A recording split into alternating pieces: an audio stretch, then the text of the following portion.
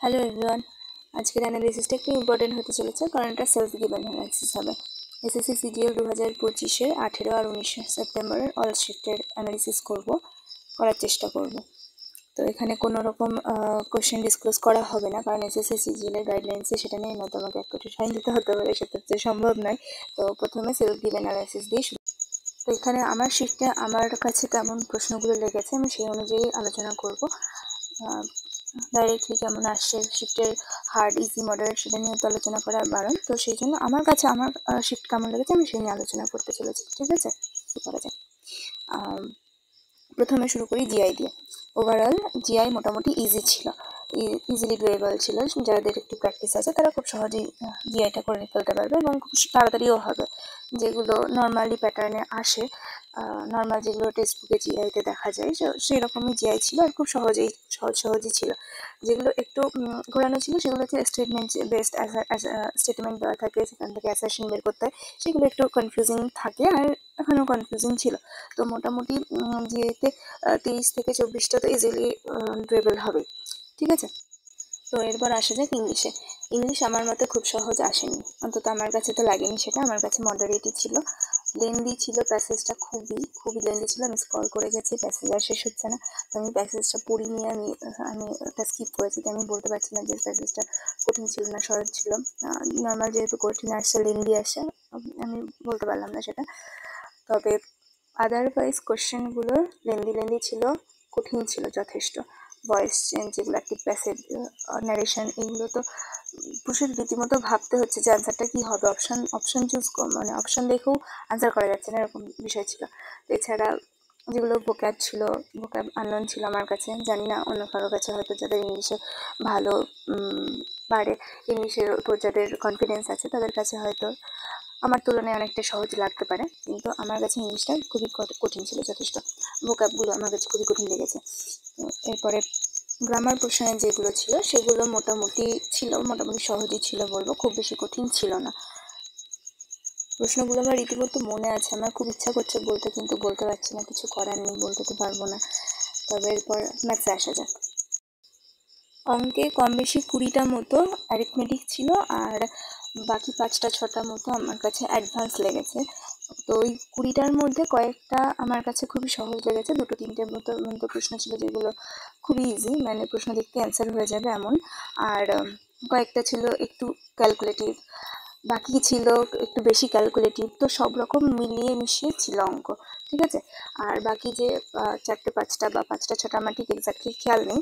তো এগুলো ছিল অ্যাডভান্স লেভেলেরই, যেগুলো আমি কিছু স্কিপ করেছিলাম কারণ ফার্স্ট গোতে। তারপরে ভেবেছিলাম যে টাইম থাকলে পরে আসবো, কিন্তু সময় আমার কাছে ছিল না। তো সেই জন্য আমি আর সেগুলো অ্যাটেম্প্ট করতে পারিনি। প্রশ্ন দেখে বুঝতে পেরেছিলাম যেগুলো লেন্দি, আমার কাছে আননোন। তো আমি সেগুলো সেই জন্য ফার্স্ট গোতে প্রশ্নই পড়িনি আর কি। কিছু টার্মস দেখলে চেনা যায় না, তো সেরকম দেখে চিনে গেছিলাম যেগুলো আমার চেনা প্রশ্ন নয়, তো সেগুলো স্কিপ করে গেছিলাম। তো তোমাদেরকেও বলবো যে যে এরকম প্রশ্ন আসলে সেগুলো আগে স্কিপ করবে, সময় থাকলে পরে এসে সেটার পিছনে টাইম দেবে, কিন্তু আগে যদি সময় দিয়ে দাও বাকি পোর্শনগুলো খারাপ চলে যাবে। তো সেই জন্য চেনা প্রশ্নগুলো আগে করে ফেলবে। তো অঙ্ক মোটামুটি ইজি না, মডারেট টু হার্ড ছিল আমার মতে, আমার কাছে তাই লেগেছে। মডারেট টু হার্ড মোটামুটি বলা যেতে পারে। অঙ্কের ক্ষেত্রে আমার যা সাজেশন বলতে পারো, আমি বলবো যে সব রকম প্র্যাকটিস করো, আগে যেমন আসতো টিসিএস প্যাটার্নে সেই রকমগুলো প্র্যাকটিস করতে থাকো, নয়তো প্রবলেম হয়ে যাবে। তো যেগুলো সব রকম প্র্যাকটিস করো, এটাই জাস্ট বলার। ঠিক আছে, আমি যেটা বলবো সেটা হচ্ছে কোনো কিছু বাদ দিও না, মানে আমার মতে বীজগণিত, পাটিগণিত, পরিমিতি, জীবননীতি, জ্যামিতি, স্থানাঙ্ক জ্যামিতি সব কিছু প্র্যাকটিস করো, কারণ কোনো টপিকই বাদ নেই, সবটা সিলেবাসের মধ্যে এবং সবটার থেকেই প্রশ্ন আসাটাই স্বাভাবিক। তো কোনোটাই বাদ দিও না। এরপর আসা যাক জিকে জিএসে তো কিছু না বলাই ভালো আমার মতে। যা কোশ্চেন আসছে জিকে জিএসে, কিছু বলার মতো ভাষা নেই আমার।